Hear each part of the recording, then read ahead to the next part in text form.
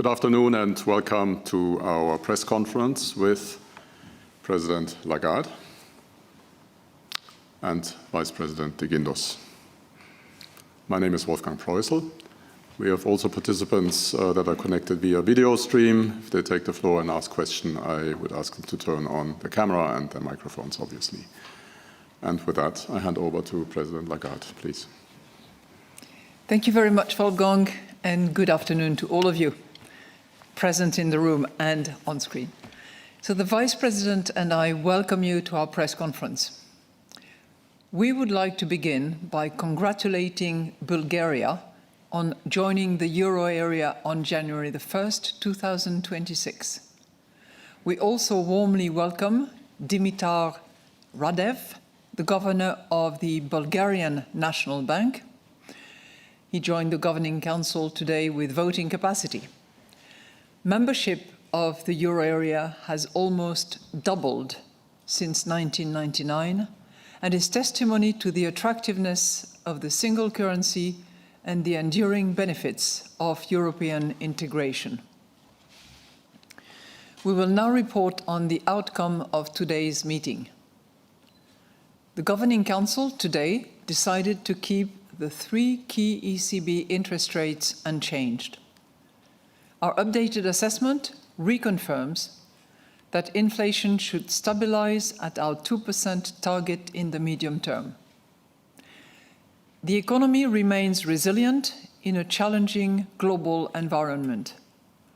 Low unemployment, solid private sector balance sheets, the gradual rollout of public spending on defense and infrastructure, and the supportive effects of our past interest rate cuts are underpinning growth. At the same time, the outlook is still uncertain, owing particularly to ongoing global trade policy uncertainty and geopolitical tensions. We are determined to ensure that inflation stabilizes at our 2% target in the medium term. We will follow a data-dependent and meeting-by-meeting approach to determining the appropriate monetary policy stance. In particular, our interest rate decisions will be based on our assessment of the inflation outlook and the risks surrounding it, in light of the incoming economic and financial data, as well as the dynamics of underlying inflation and the strength of monetary policy transmission. We are not pre-committing to a particular rate path.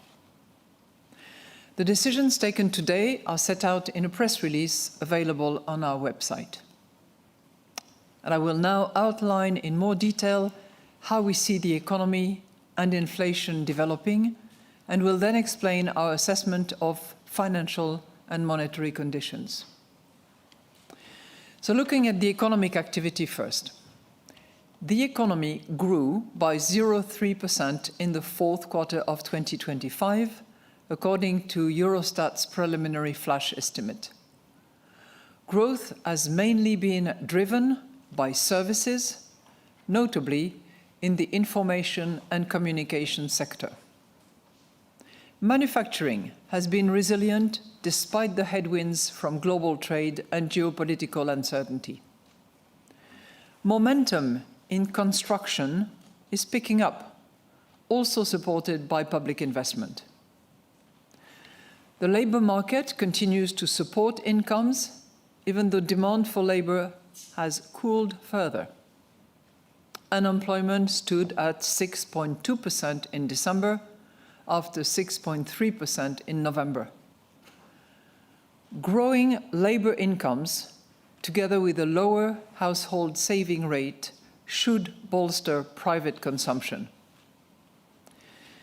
Government spending on defense and infrastructure should also contribute to domestic demand. Business investment should strengthen further, and surveys indicate that firms are increasingly investing in new digital technologies. At the same time, the external environment remains challenging, owing to higher tariffs and a stronger euro over the past year. The Governing Council stresses the urgent need to strengthen the euro area and its economy in the present geopolitical context. Governments should prioritize sustainable public finances, strategic investment, and growth-enhancing structural reforms. Unlocking the full potential of the single market remains crucial. It is also vital to foster greater capital market integration by completing the Savings and Investments Union and the Banking Union to an ambitious timetable, and to rapidly adopt the regulation on the establishment of the digital euro. Looking now at inflation. Inflation declined to 1.7% in January from 2% in December and 2.1% in November. Energy inflation dropped to minus 4.1% after minus 1.9% in December and 0.5% in November. While food price inflation increased to 2.7% from 2.5% in December and 2.4% in November. Inflation excluding energy and food eased to 2.2% after 2.3% in December and 2.4% in November.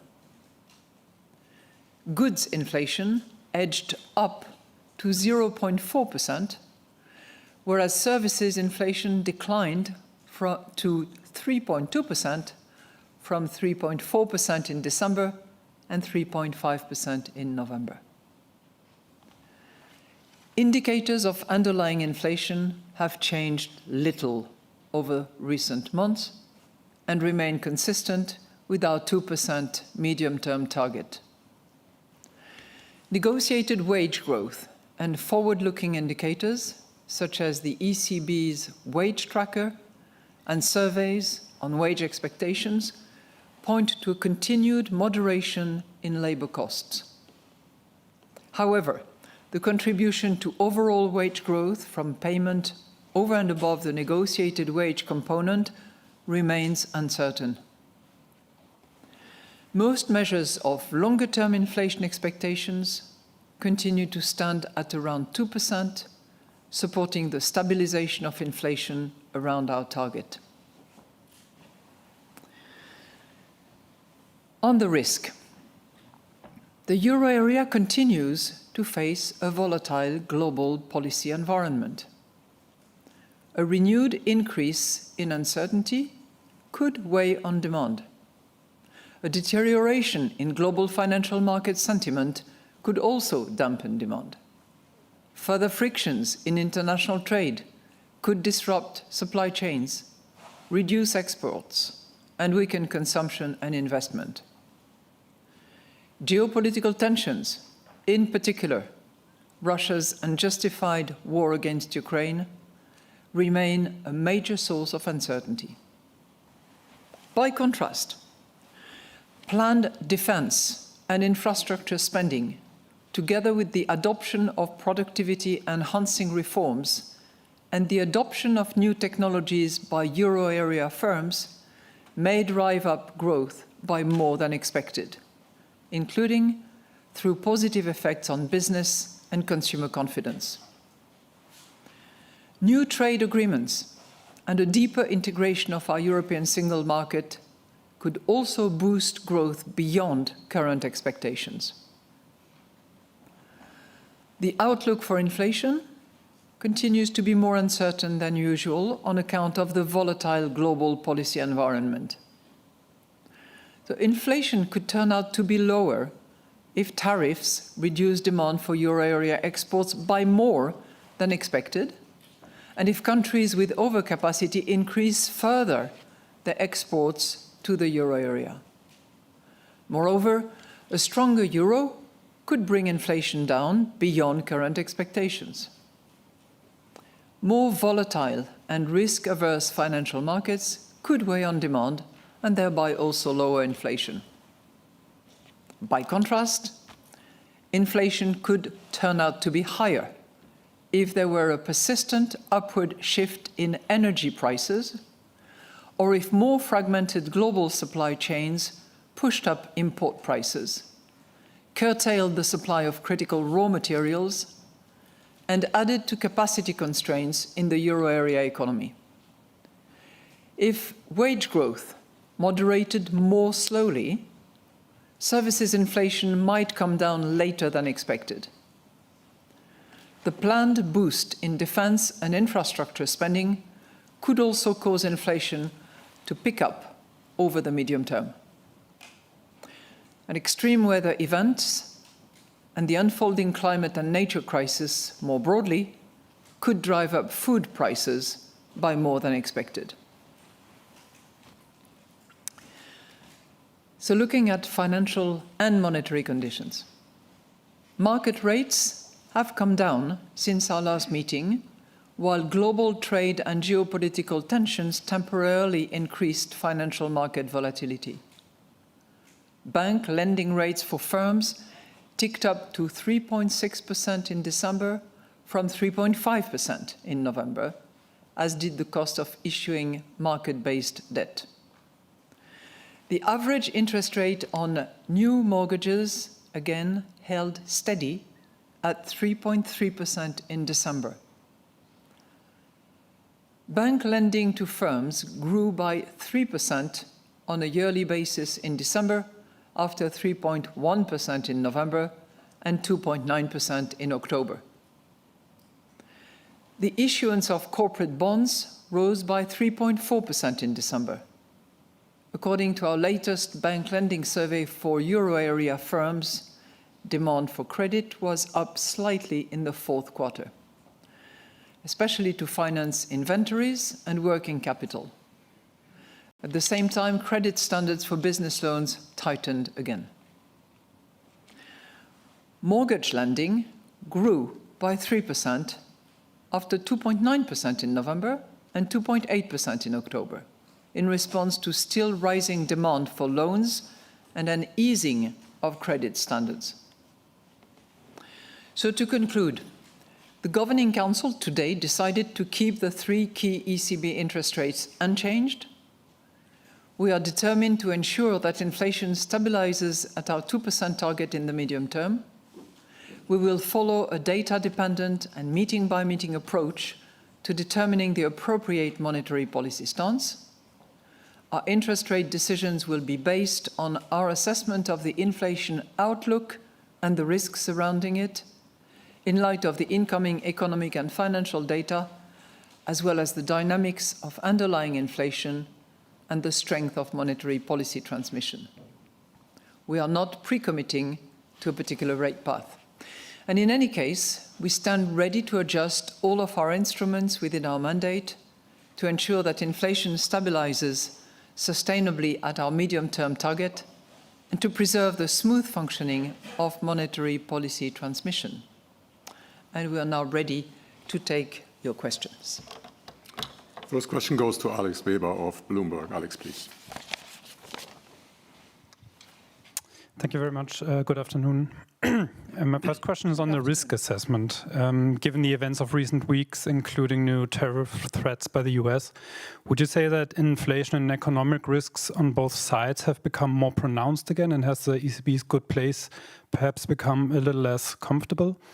And then I'm also curious how you discussed the euro's exchange rate this week during your meeting. Has the recent appreciation against the dollar perhaps increased any concerns in the Governing Council that inflation might turn out lower than expected?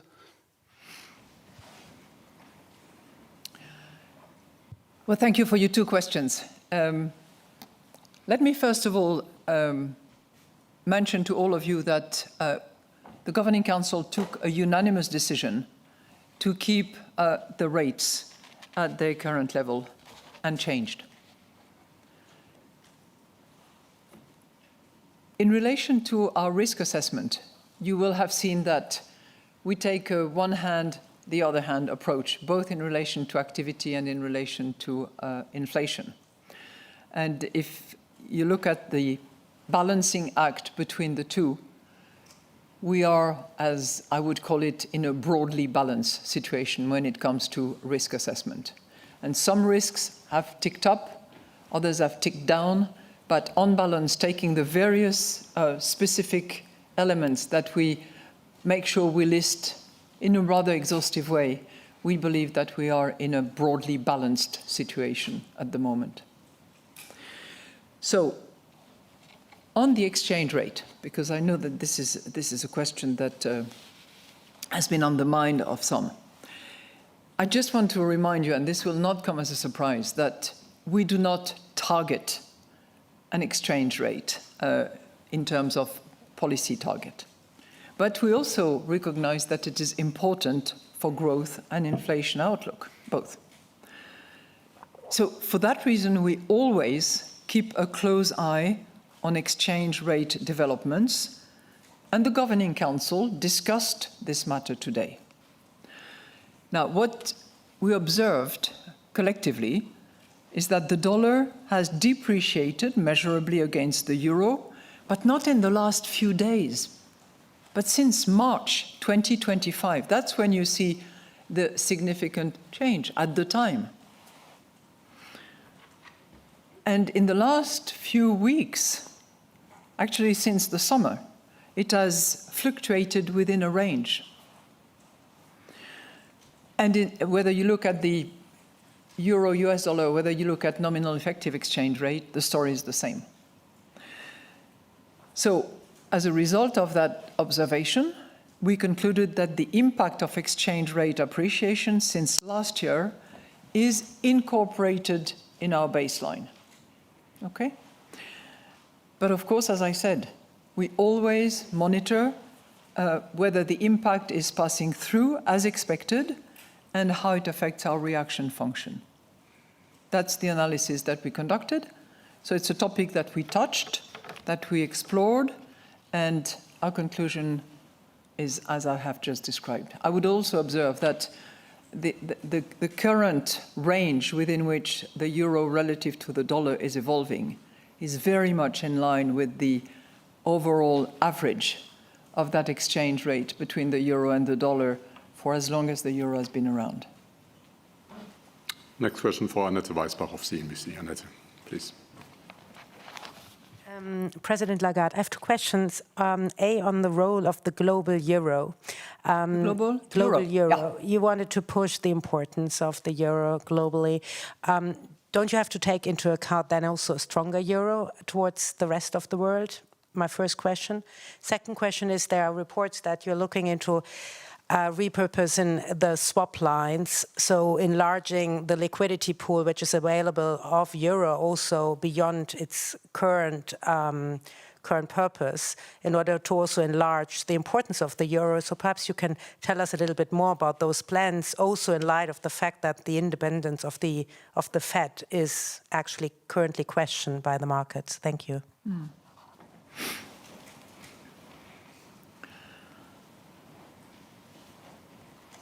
So your first question, thank you very much for both. Your first question has to do with the international role of the euro.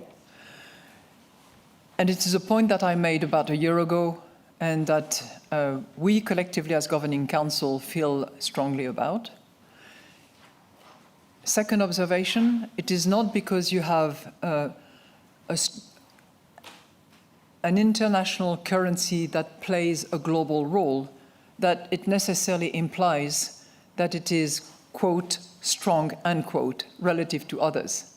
There is currently a currency which is playing that role, but it does not necessarily come together with a currency being, as a result, strong. There is no fatality, if you will, or correlation between the two, being a strong international currency and being appreciated relative to other currencies. So first observation.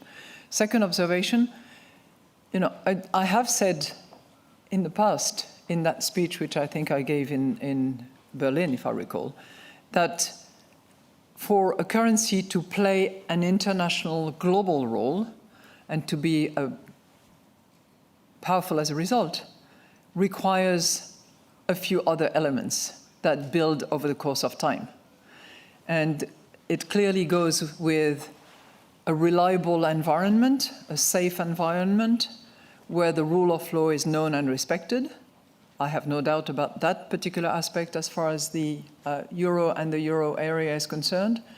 It requires a strong position relative to the rest of the world, and there are clearly investments that are flagged in our monetary policy statement, particularly in relation to defense and infrastructure, that go in that direction, but where clearly work has to be done.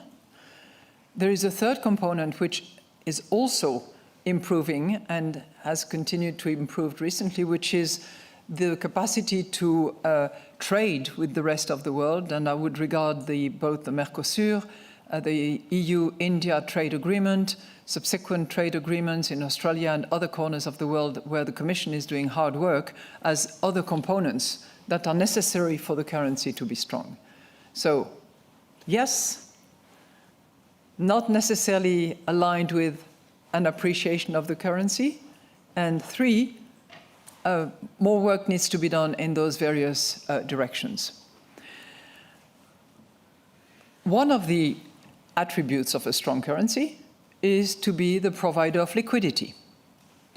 And while we are tied to the monetary purpose of what we do in terms of liquidity, and we have to constantly assess the proportionality of what we do, it is a fact that we are looking at our liquidity framework, and that the repo line, to be distinguished from the swap lines, the repo line are in progress in terms of reframing them, opening up the access, and making them more attractive to other national central banks outside the euro area and outside Europe.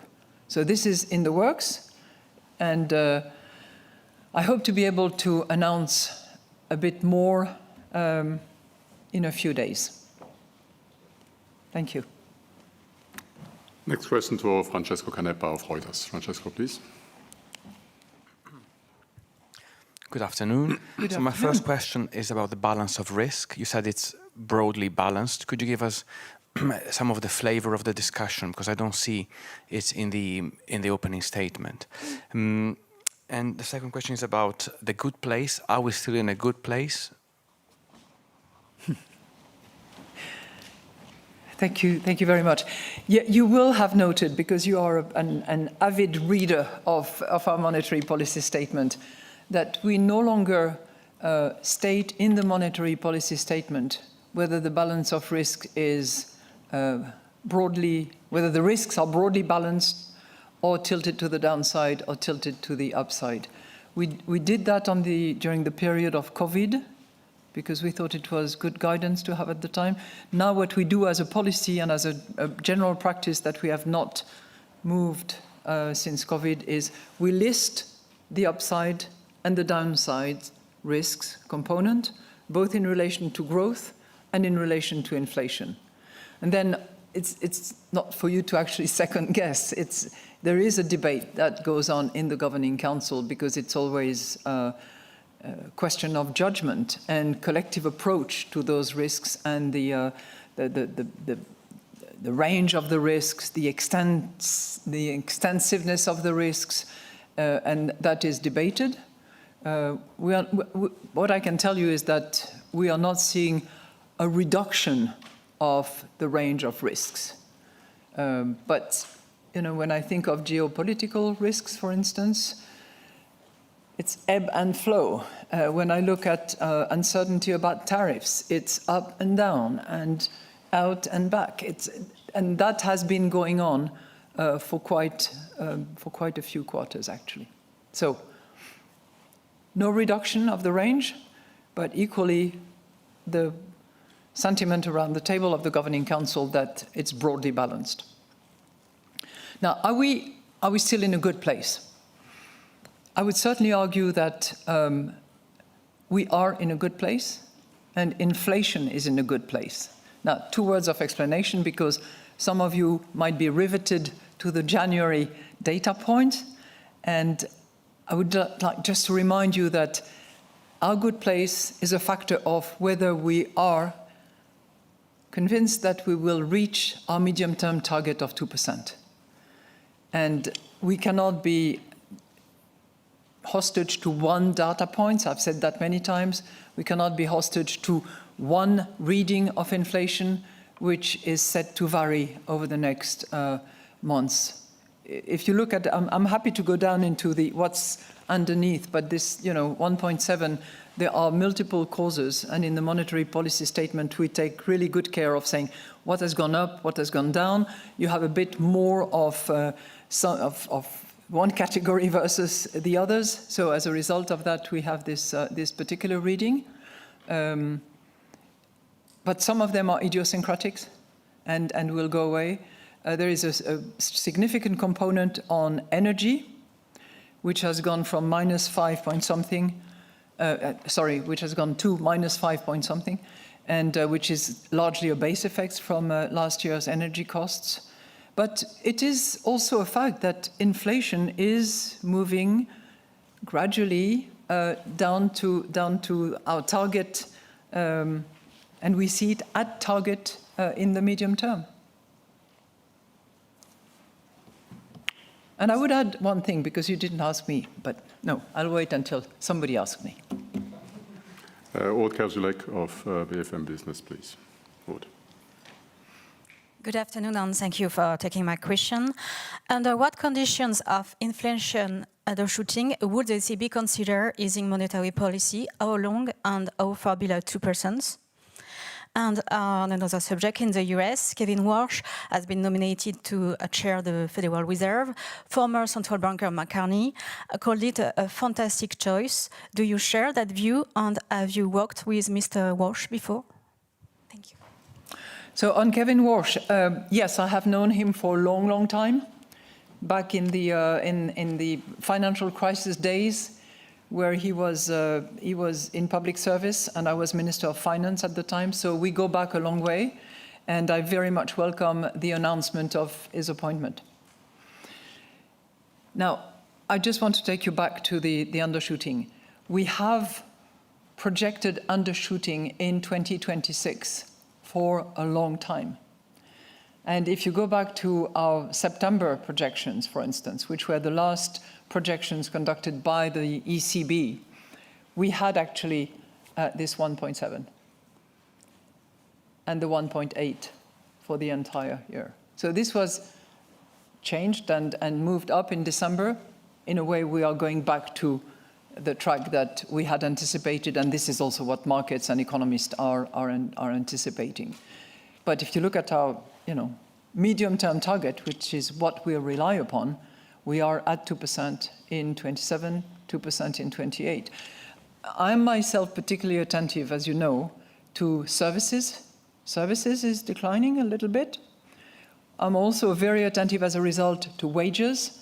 We have the wage tracker, which seems to guide us towards more growth moderation.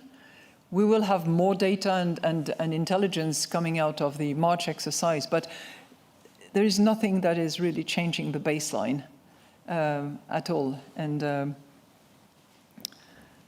we, as I said, be looking at all data, not one single data point. Olaf Storbeck of the Financial Times, please. Thanks for taking my questions.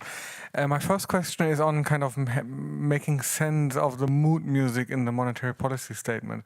Some analysts noted that it seems to have a bit of a hawkish subtext, because you're kind of emphasizing the positive elements and kind of also emphasizing that inflation is on track to meet your target. Would you share that view, that it's kind of, more hawkish than dovish?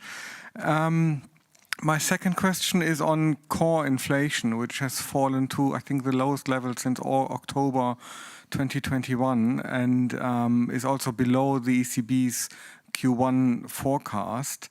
Does the governing council see this as a good development, as it kind of suggests inflation is coming down further and quicker than potentially expected, or is this seen as a rather kind of negative trend because disinflation might be stronger than you want it to be? Thanks. Thank you for your two questions. So on your first question, I would like to mention that our monetary policy is in good shape. And it's in good shape because it is agile. And it is prepared to do what is necessary in order to reach our medium-term 2% targets in a symmetric way, as we decided in our strategy assessment determination back in July 2025. So I'm not trying to characterize the hawkishness or the dovishness. This is something that you enjoy doing and that markets look at very attentively. But we are data dependent. We will decide meeting by meeting. We are not rate path predetermined. We do not give forward guidance. We are in this world of significant uncertainty where geopolitics developments determine a lot of developments, and that's what we're going to continue doing. Core inflation, you're right, it's one of the underlying inflation elements that we consider. That is one which has gone from 2.4 to 2.2. We're still at 2.2, by the way.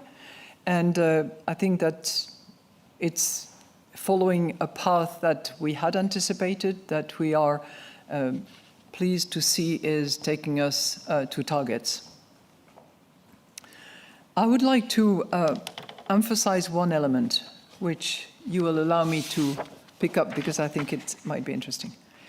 As you probably know, the leaders are meeting in a week's time to examine competitiveness, reforms, and hopefully to accelerate the process. So in our monetary policy statement, as you well know, we always have this paragraph, which has slightly evolved over the course of time, in which we stress the urgent needs to strengthen the euro area and its economy in the present geopolitical context. And you generally look at this paragraph and say, okay, still the same thing. So what we decided to do in anticipation of that meeting on the 12th of February is to actually give our checklist to the leaders.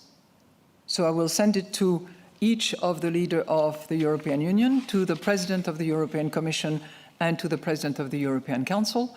And this is our checklist of what we regard as very much likely to enhance growth, to improve productivity, and to really unleash the talent of Europe. We're not, shooting above our range, but we believe that whether it's the savings and investment unions, the digital euro and the tokenized wholesale central bank money, the deepening of the EU single market, the fostering of innovation and protection of open strategic autonomy, or simplifying legislation and strengthening core institutional framework, on these 5 accounts, we hold views. We cannot deliver it all. We are delivering monetary policy and compliance with our mandate. But we strongly feel that significant reforms have to be either deepened, accelerated, in order to deliver on what is the potential of Europe. So that's something that I thought I would mention. Stefan Reccius of Handelsblatt, please. Stefan. Thank you. Good afternoon. I have a follow-up on the global euro debate, in particular with regard to Eurobonds. So you checked a few items that you think are important, but what about common defense spending as a critical element in this regard? Is it sufficient in terms of a global euro, or should the EU be even bolder when it comes to Eurobonds and making it a permanent feature of a euro safe asset? Thank you. Well, thank you for your question, and it is definitely part of our checklist. And now Chelsea Dolani of the Wall Street Journal. Chelsea, please. Thank you for taking my question. So today's statement talked about the low employment rate, but if you look at some of the other indicators of labor market resilience, they seem to be telling a slightly different story. Things like labor demand, hiring intentions, vacancy rates. So I'm wondering how you're balancing these different signals. Is the labor market potentially weaker than it may appear based on the unemployment rate? And I also wanted to ask about AI. I think you've mentioned a couple times that we are seeing this benefit of AI investment in Europe, but I think in the global context, there is this concern that Europe's falling behind, whether that means adoption or data center investment. So I was just wondering if you could shed a little more light on what the benefits we are actually seeing in terms of the economic impact in Europe and how that might impact broader growth.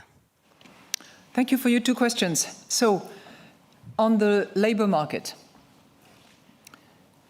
we are seeing, first of all, a lot of the data that we get on labor and the labor market in its various dimensions, you referred to vacancies and rotation, are a bit backdated. So very often in January, we look at data that we get from the third quarter, some of it from the fourth, but it's generally with a lag. What we are seeing is increased participation in the labor market. We are seeing slightly lower unemployment, 6.2 coming from 6.3. We are seeing vacancies that are growing more moderately than we had in the past. And it's a labor market that is still active. As I said, where unemployment is almost at rock bottom. So we will continue to pay close attention because obviously it has an impact on particularly the wage negotiations that we pick in our wage tracker to try to understand where salaries, where the drift is going, which is the difficult part to determine, where the one-offs are likely to arise as well. So that's what I can tell you about the employment. But we're certainly not saying that the labor market is in difficulty. On AI investment, you know, one of the good news story as far as the European economy is concerned is that while the net export activity and contribution to growth is on the decline, the domestic market is responding strongly. Consumption is improving a little bit, but not much. But investment is the big story. And whether you look at public investment, particularly in defense and infrastructure, and as a result, well, I'll come to that in a second. Construction is also a derivative of infrastructure investment. But it's not just the public sector, it's also the private sector. We see significantly higher number in terms of private sector investment. And that is particularly the case in what I used to call ITC, or ICT, which I think we have to be a bit more granular about because it's AI-related, but it's everything having to do with AI. So it's not just AI, it's the infrastructure that comes with it. So construction of data centers in the pipeline and going through the process of licensing and authorization. It's software, it's hardware, it's a lot of investment that is coming out of that particular segment. The really interesting thing from our perspective is how it will impact productivity and how it will contribute or not to inflation, depending on the level of improved productivity. There is a little bit of that, but it's going to take a while to unleash. Thank you. That concludes our press conference today. So we will see each other again, if you want, on the 19th of March. And up until then, all the best. Thank you very much.